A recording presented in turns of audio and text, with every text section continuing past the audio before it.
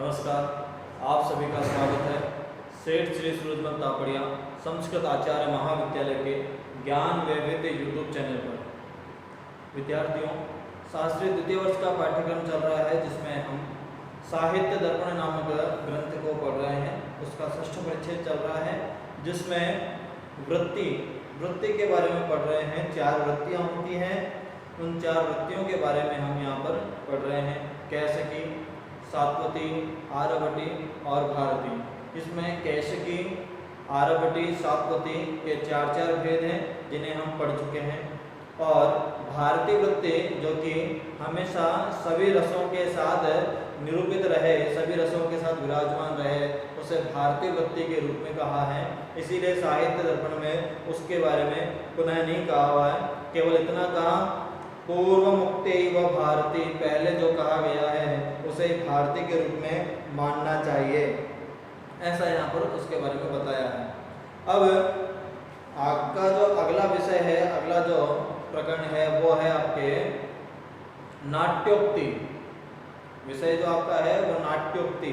नाटक में प्रयोग होने वाले कुछ ऐसे शब्द जिनका कुछ अलग अभिप्राय होता है, जो किसी न किसी संवाद के पहले नायक नायिका या और कोई पात्र जब संवाद बोल रहा होता है, उस संवाद के पहले उन शब्दों का प्रयोग किया जाता है जिससे कि ऐसा समझ लिया जाता है, जब पात्र उस संवाद को पढ़ रहा है तो पात्र को ये समझ में आता है कि ये वाक्य आत्मगतम है, अर्थात अपने आप से बात कर रहा है, या किसी दूसरे को बात कर रहा है लेकिन किसी और कोई व्यक्ति उस बात को ना सुने। इस तरह के अभिनय के द्वारा उन चीज़ों को दिखाया जाता है। लेकिन नाटककार के द्वारा वो जो अपने आप को बात कहना या कई सारे व्यक्ति में किसी एक व्यक्ति को बात कहना या किसी से छिप करके किसी को गोपनीय बात बताना आदि जो है, उन सब के लिए कुछ शब्दों का प्रयोग किया जाता है। उसे यहाँ पर नाट्योक्ति के नाम से जाना जाता है। वो नाट्योक्ति के कुछ शब्द मैंने आपके लिए बताए हैं, जैसे कि स्वगतम, प्रकाशम, जनांतिकम, आकाशभासितम और अपवारितम। देखिए, इन शब्दों का सामान्य सा अर्थ है और ये शब्द जो है आप जब नाटक प्रस्तुत करेंगे तब इन शब्दों को बोला नहीं जाएगा। ये केवल कलाकार जो है, अभिनेता जो है, उसको समझने के लिए है कि वो जब अपना संवाद बोल रहा है, अगर कोई संवाद बोल रहा है उसके पहले स्वगतम लिखा हुआ है तो स्वगतम का मतलब होता है आत्मगतम, अर्थात अपने आप को कोई बात बोलना। हम जब कोई बात बोलते तो हो सकता है कोई बात ऐसी जो मन में बोलने वाली बात हो, तो उसे बोलते हैं आत्मगतम या स्वगतम। प्रकाशम, प्रकाशम मतलब स्वगतम बोला, उसके बाद में फिर कोई बात बोल रहा है जो कि सब जो और भी लोग जो मंच पर खड़े हैं और अभिनेता हैं उनको कोई बात बोलनी है तो उसे प्रकाशम के रूप से जानेंगे। इसी के बाद अगर कोई ऐसी बात है जो मंच पर अभिनेता 10-5 अभिनेता खड़े हैं और कोई ऐसा प्रसंग चल रहा है और उनमें से किसी एक व्यक्ति से आपको कुछ बात बोलनी है, तो उसके लिए त्रिपताक होता है। त्रिपताक मतलब 3 उंगलियों का यूं इशारा कर करके बोलते हैं। उसे अभिनय करने से वो ऐसा पता चलता है दर्शकों को कि ये जो बात है वो किसी एक पात्र के लिए बात कही गई है। अगर आपको स्मरण हो तो अभिज्ञान शाकुंतलम में ऐसा ही एक प्रसंग है जहाँ पर शकुंतला को जो श्राप वाली बात है उस बात को याद दिलाने के लिए अनुसैया प्रेमवदा में से वो इस बात को कहती हैं। वहाँ पर लिखा हुआ है जनांतिकम। जनांतिकम मतलब और जो लोग हैं उन लोगों को ये बात नहीं सुनाई देगी, केवल वो बात जो है वो किसी एक व्यक्ति विशेष के लिए कही जाने वाली बात। आकाशभाषणम अर्थात आकाशवाणी से बात हो तो उसके लिए क्या होगा कि संवाद कुछ नहीं है तो भी जो कलाकार है, अभिनेता जो है, वो कहेगा क्या ऐसा कहा, और ऐसा कह करके वो अपनी बात को उस बात को वापस दोहरा देगा, जिससे ऐसा लगेगा कि आकाश से या कहीं और से बात सुनाई दी। अपवारित का मतलब इसी तरह का कि किसी से अपवार होकर के पीट करके उस संवाद को बोलना। तो इनके बारे में थोड़ा थोड़ा है उसे हम समझते हैं। देखिए क्या लिखा है, आश्रव्यम खलु यद वस्तु तदिहं स्वगतम मतम, श्रव्य साप्यम प्रकाशम तो स्यात् भवेद अपवारितम। रहस्यं तु यदन्यस्य परावृत्य प्रकाशयते त्रिपताककारणेन्यान् अपवार्यन्तरा कथाम् अन्योन्यामन्त्रणं यस्मात् यज्जान्ते जनान्तिकं किं ब्रवीषि यन्नाट्ये विना पात्रं प्रयुज्यते श्रुत्यैवानुक्त अस्मर्थ अप्यर्थम तद आकाशभासितम। अब बताया वृत्ति चतुष्टय की बात की, चार वृत्तियों की बात की, उसके बाद में नाट्योक्ति का निरूपण किया।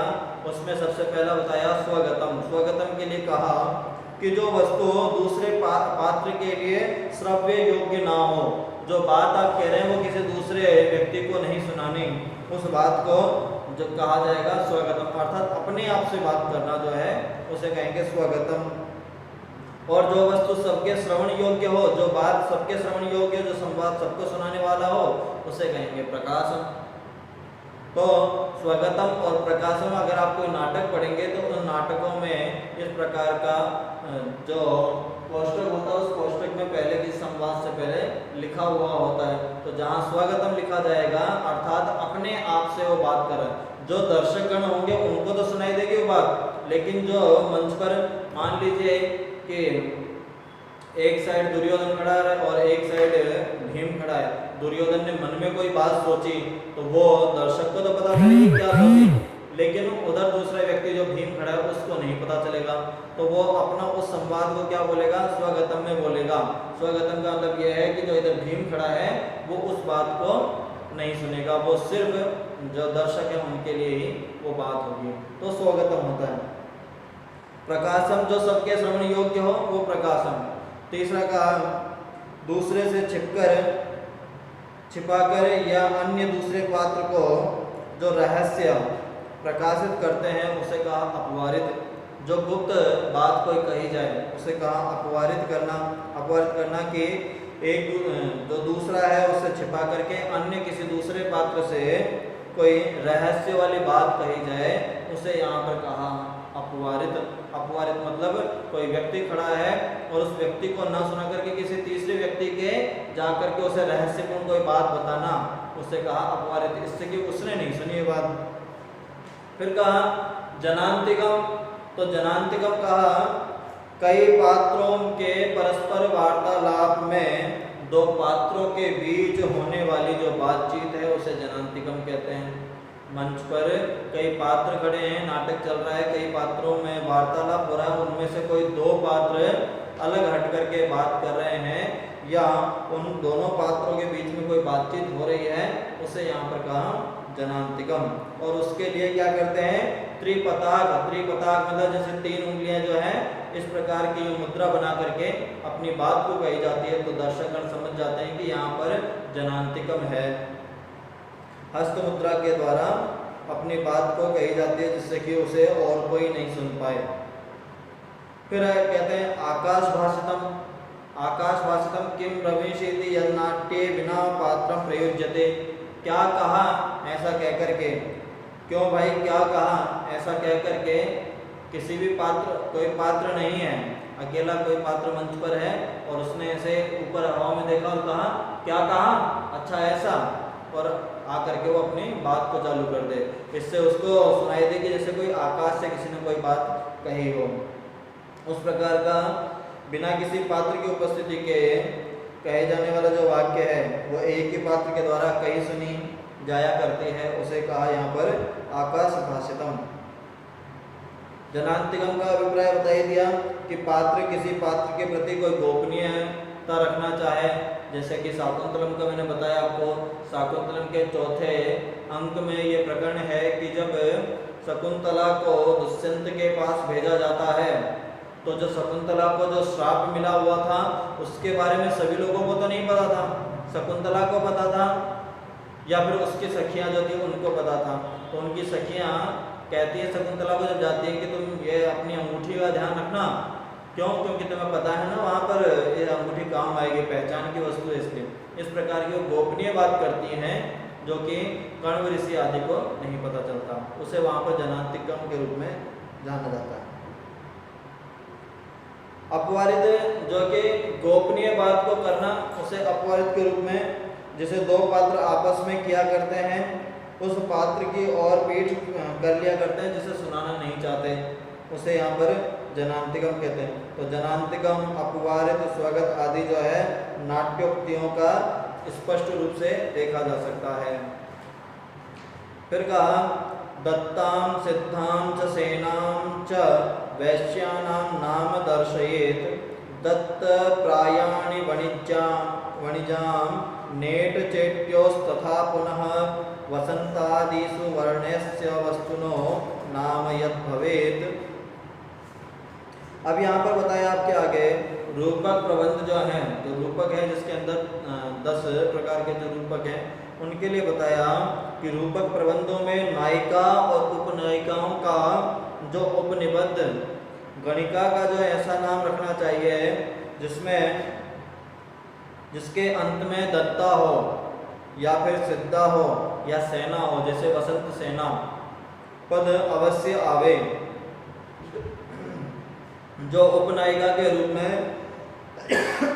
नायिका या उपनायिका के रूप में जो उपनिबद्ध गणिका आदि का जो नाम है वो कैसा होना चाहिए, उन नाम के अंत में दत्ता, सिद्धा या सेना आना चाहिए, जैसे कि वसंत सेना। इसी प्रकार वणिक जन के नामकरण के लिए ऐसे पद चुनने चाहिए जिनके अंत में दत्त आए, दत्त पद अवश्य आए। वैसे ही चेट और जो चेटियां हैं उनके नाम ऐसे रखे जाएं जो कि किसी वसंत आदि ऋतुओं के वर्णीय वस्तुओं का वाचक पद हो, अर्थात किसी ऋतु के नाम पर उनका नाम रखा जाए। यहाँ नामकरण के लिए बताया जा रहा है कि रूपक प्रबंधों में किस प्रकार का नामकरण होना चाहिए। तो पहले बताया कि जो नायिका या उपनायिका रहा करे उनका नाम जो है उस नाम के अंत में दत्ता, सिद्धा या सेना शब्द का प्रयोग होना चाहिए। जैसे कि वृक्ष कटिकम प्रकरण है, शूद्रक द्वारा रचित है और उसके जो नायिका है उस नायिका का नाम है वसंत सेना। तो जो इनने कहा कि सेना शब्द अंत में होना चाहिए वो है। ऐसे ही उदयन है, स्वप्न वासव दत्तम में वासव दत्ता नाम है, तो वासव दत्ता, तो वहाँ पर दत्ता शब्द का प्रयोग किया गया है, वो नाटक की नायिका के रूप में है। उसी प्रकार प्रतिज्ञा योगंधरायण में भी वासव दत्ता नाम आता है। उसी प्रकार रत्नावली नाटिका में भी वासव दत्ता नाम आता है। तो इस प्रकार से दत्ता, सिद्धा या सेना नाम आना चाहिए। बताया फिर जो वणिक अर्थात जो व्यापार का काम करते हैं उनके अंत में दत्त शब्द का प्रयोग होना चाहिए। और उसके अलावा बताया जैसे जो चेट या चेटी जो है उनके नाम जो है वसंत आदि ऋतुओं पर होने चाहिए। उदाहरण के लिए जैसे कि जो गणिका है उसका नाम जो बताया वसंत सेना आदि, वणिक जन का नाम बताया जैसे कि विष्णुदत्त, और चेट आदि का नाम जो है जैसे कि कलहंस। कलहंस नाम है मालती माधव प्रकरण में विदूषक का नाम है कलहंस, तो उस प्रकार का नाम रख कर के भी बताया जा सकता है। या चेटी का नाम है मदयंतिका।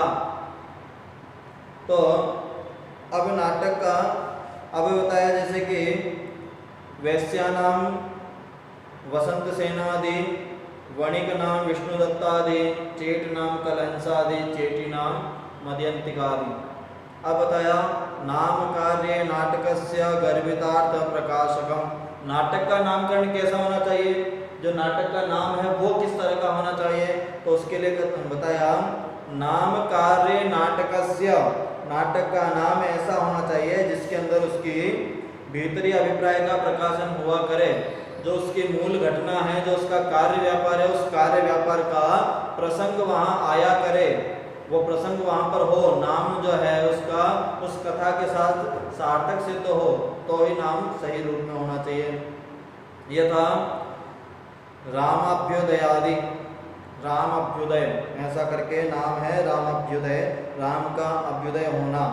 और प्रकरण के लिए बताया प्रकरण आदि का नाम जो है कैसा होना चाहिए, नायिका नायिकाख्या नाम संज्ञा प्रकरणादिषु।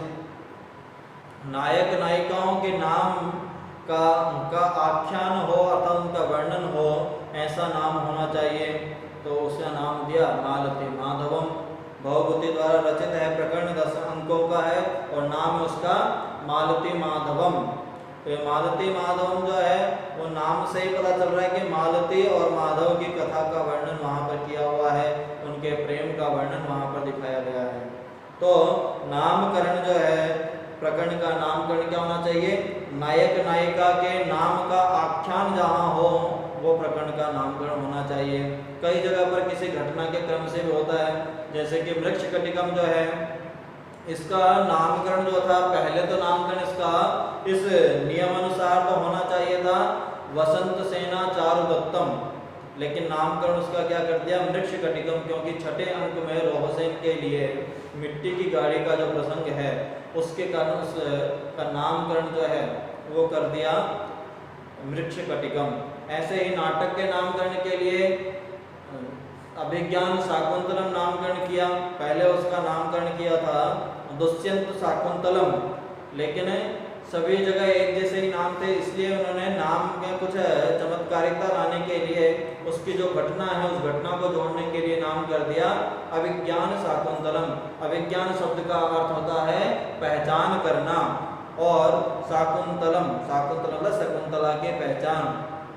तो शकुंतला जो है उसकी अंगूठी खो जाने के कारण दुष्यंत श्रापवश शकुंतला को भूल जाता है, लेकिन अंत में अंगूठी मिल जाने से उसे शकुंतला को दुष्यंत पहचान जाता है, इसीलिए वहां पर नाम रखा अभिज्ञान शाकुंतलम। अब कहा,